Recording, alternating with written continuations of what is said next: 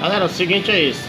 Um probleminha que tá acontecendo muito nas Yamaha 125, 2000, 2003, 2000 até 2008 mais ou menos.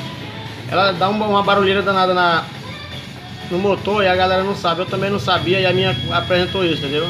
Eu queria que compartilhasse com a galera, entendeu? Ela apresenta o defeito da Yamaha, entendeu?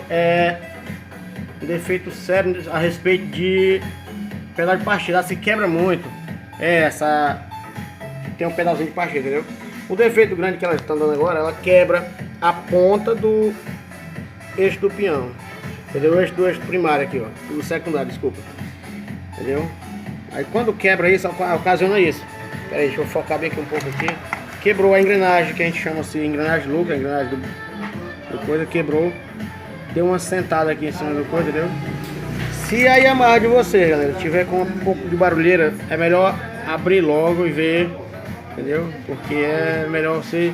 Eu tomei um prejuízo grande, por isso estou compartilhando isso com vocês, entendeu? Aqui é Ricardo Moto, entendeu?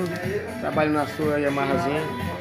Falou, galera, espero ter ajudado alguém aí, viu? Se tiver com barulhozinho, se ela for a pedal, porque aqui é o lugar do pedal, o pedal tá aqui, ó.